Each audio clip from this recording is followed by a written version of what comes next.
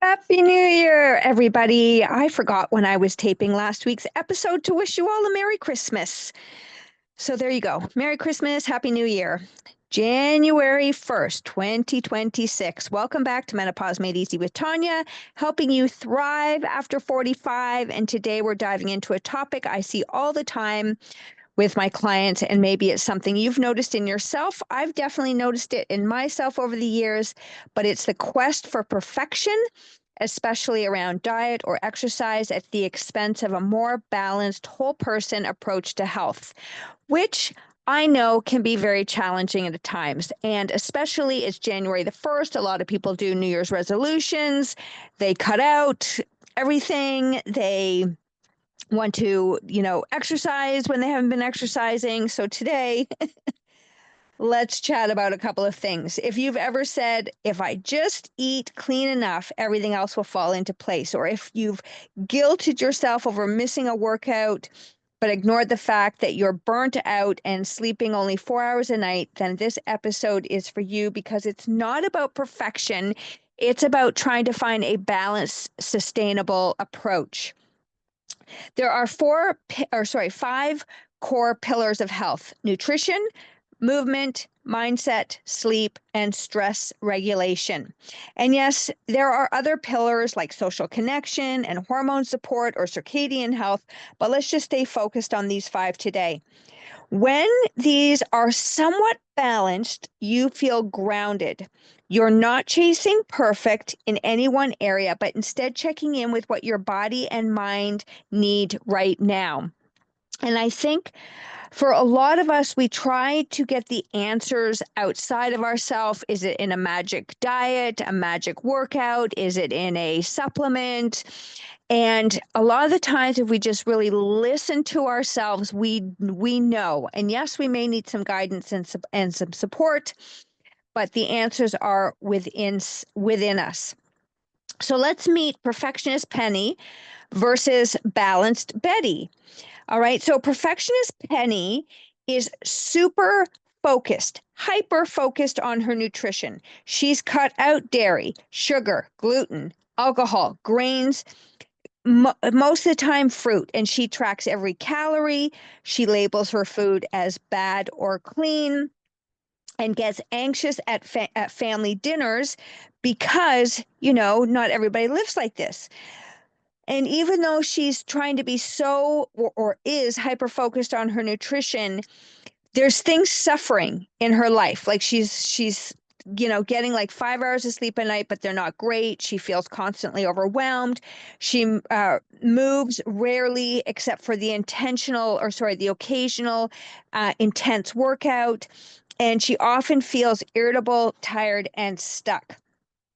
Even with her quote unquote perfect diet, she's not thriving because she's neglecting the other pillars, which are super important. Now, meet balanced Betty. Betty's diet is not perfect. She enjoys the occasional glass of wine. She has dessert with her friends. She cooks nutritious meals about 80% of the time and lets go of guilt the other 20% of the time. She gets movement most days, whether it's walking, yoga, Pilates, some rolling, strength training. She sleeps 7 to 8 hours and has boundaries around screen time. She practices simple stress management like breath work, journaling, or saying no by creating boundaries. And her mindset, she's flexible. She adjusts as needed and doesn't expect perfection. Betty is in tune with her body. She's energetic, emotionally steady, and resilient because she's balanced across the pillars. Not perfect in any one, but strong across the board. So just notice if you are trying to be more like perfectionist Penny or if you have some balanced Betty within you.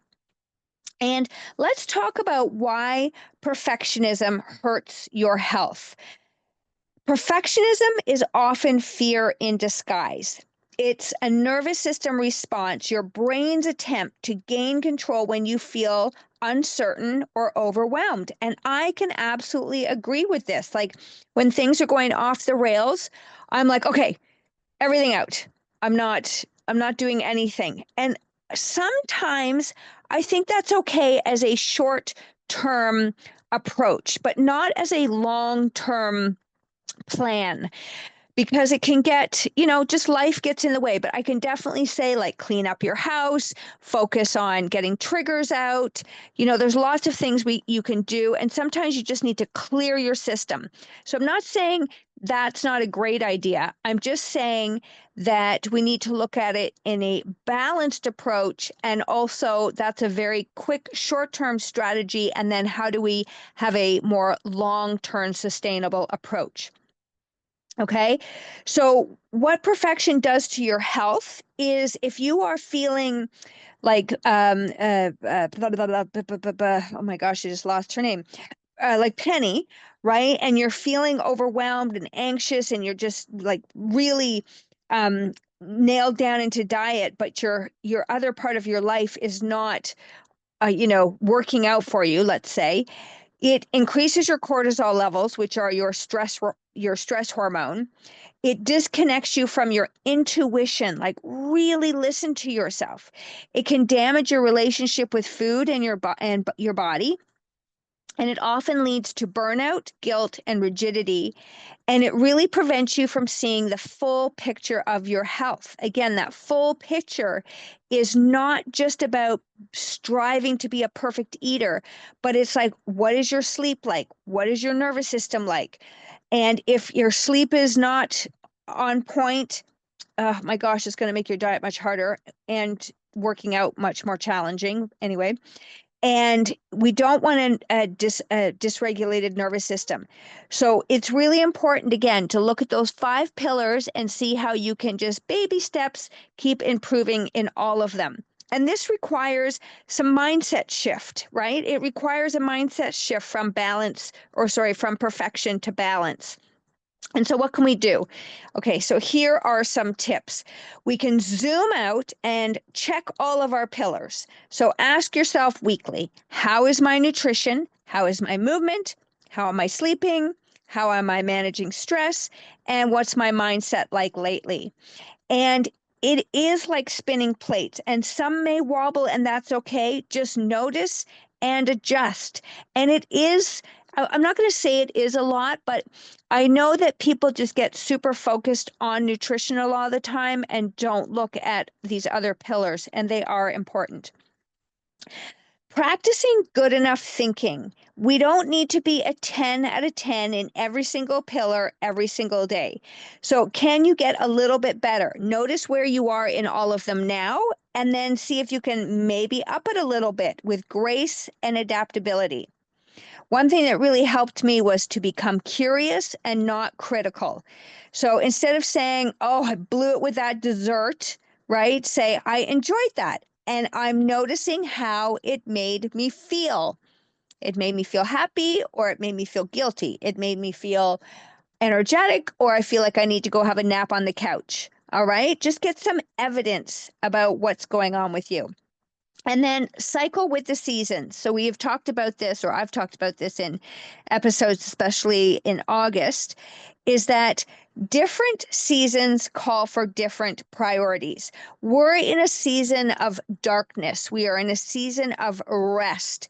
And so we're going to work out differently, eat differently, sleep differently than we would in the summer. All right. So start to just really be curious about your patterns. Like I said, winter is going to be more about sleep and reflection, and spring is more about movement and detox. So just again, notice that you are part of this bigger rhythm in life, and just honor where you are. Today, I explored how perfectionism in one area, especially nutrition, because a lot of people really try to control their nutrition, can sabotage your overall health if you're not looking at the other pillars. And when we hyper focus on one pillar, we often neglect others that are just as vital. Sleep is so important, stress, movement, and mindset. Instead, be like Balanced Betty.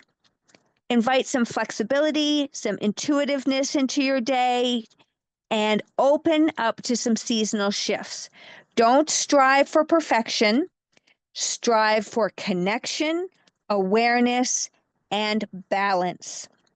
So, some podcast takeaways for you today are: perfection in one area doesn't fix imbalances in other areas. Your body needs balance across nutrition, movement, mindset, sleep, and stress. Let go of all or nothing and embrace, I'm doing great. Health isn't a checklist, it's a fluid, seasonal dance. And you're allowed to be a work in progress and still feel amazing, which makes me think like a lot of women I've worked with will be like, when I lose this amount of weight, I'll be happy. And I'm like, my message to them and to you is be happy now. Be happy now. Okay. Just embrace happiness now and look at these shifts with curiosity and compassion and have fun. So thank you for joining me on this January 1st or whenever you're listening to it. If this episode resonated, please share it with a friend. Like, subscribe, leave me a review. And remember, your health journey is not about being perfect.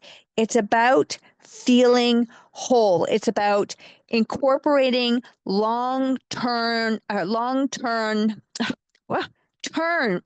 excuse me, why can't I get that word out today?